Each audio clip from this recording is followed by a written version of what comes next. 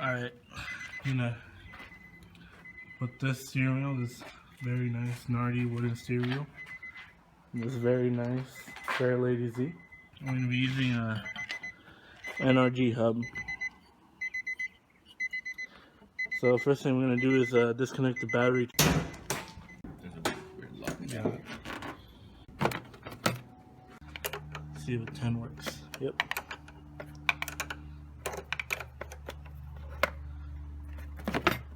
There you go. Put it aside. Alright, now we gotta get these security bits off. Luckily I happen to have a set in my car that I never use. Finally get to use it. So I found the right. It's like a Torx bit, just has a little nub in the middle.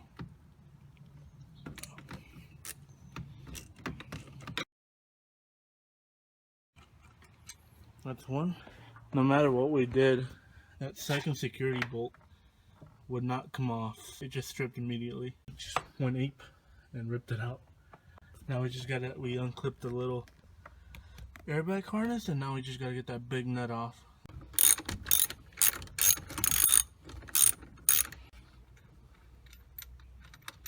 You see how there's a little mark right there?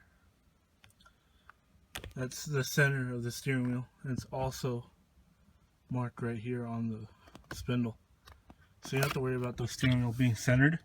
Just make sure you center up with that little line. Once you got the nut off, you can just yank it off. This one came off really easy. See, this is the hub we're going to be using, is an NRG brand, and it has, see that little nub there? That lines up with this, and then you want to line up the top bolt. On this Nardi, it has these two bolts directly across from each other instead of one at the top centralized. That means we're going to have to center it between these two instead of on the top one. Alright, so now we have to bypass these airbag switches. Basically they give you these little fuses, inline fuses, to plug into here.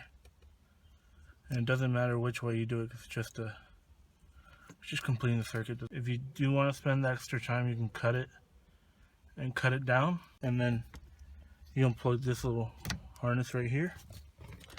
And you plug this one in, which is just a little bit longer. It's the same thing though. Now we're gonna put the hub on. Let's go ahead and feed the wires through this little opening right here.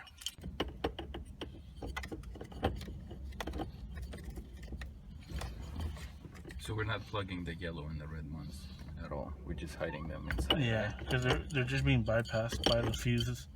Because what an airbag does is that it sends a little electrical signal through those wires to activate the airbag. But since we don't have that airbag unit anymore, it's just gonna pop the fuse if you do crash. Hopefully not, but you know, that's what would happen. You know what, I think we're gonna pull these through a little bit.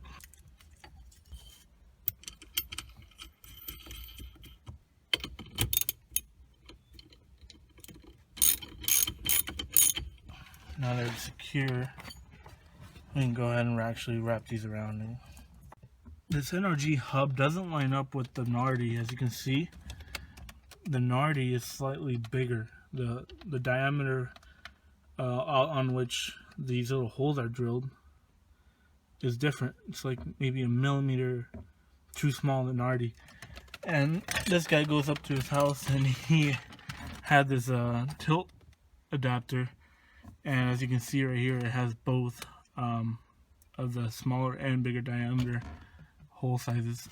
So this will bolt up to that perfectly, and the steering wheel will bolt up to this. So this will work for now. That's pretty cool. And he found the little ground plate, so you sandwich that in between there, and then you put the connector up against here. That way it grounds. Let's go ahead and put this on. Now that we have this little sandwich plate in, we plug it into here. You see that little tab? You plug one of the horn connections in here, and you can bend it up a little bit if you want. And the other one's gonna plug into this black one that's plugged into the harness on the steering wheel column, like that. Now we have a full ground, and if we touch these two together, we should get a horn. and we can test that by reconnecting the battery, and then we can test it real quick. It works. Alright, so now we can go ahead and, now that I got this bolted up, we can go ahead and put the steering wheel on, but first we're going to hook up the horn button.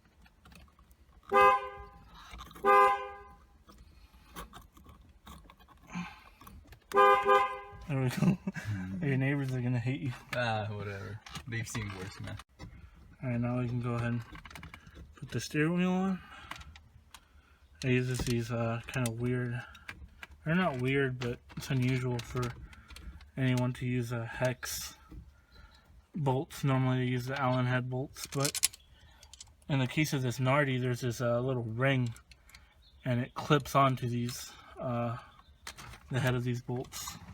Let me show you. I'll show you right now.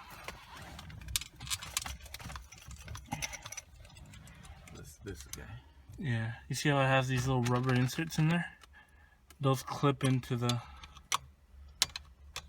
head of the bolts. Like that. It's kind of, I don't know. Nah, I would stick with the bolts.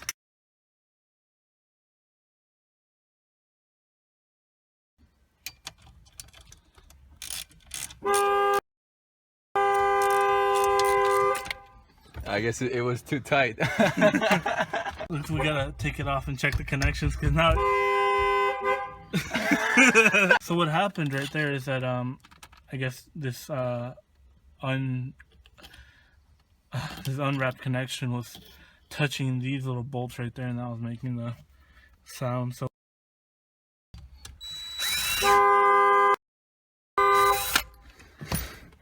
I guess I think you're just probably pushing too hard. Oh no. okay, so the problem we're having is there's not enough room behind the button for the wires, and once you tighten it down, so it was pushing the button in from the inside, causing it to go off. It's like a button from the inside too. So that was what's going on. Now that we kind of sorted it out, it seems like really hard. There's no play anymore, but we can't activate the horn anymore, and that's because of this tilt mechanism. It has a very shallow pocket behind the button, whereas the hub would have much larger pocket. So we're just gonna go without a horn this time, even though we wired everything up, and just finished putting the hardware on. Alright, we got everything on now. I see that everything's nice and solid. Anyways, guys, turned out pretty good. Just if we hadn't used this adapter, we wouldn't have had any problems with the button. It's just way too shallow back there for the connections, so it bottoms out. But anyways, guys, thanks for watching.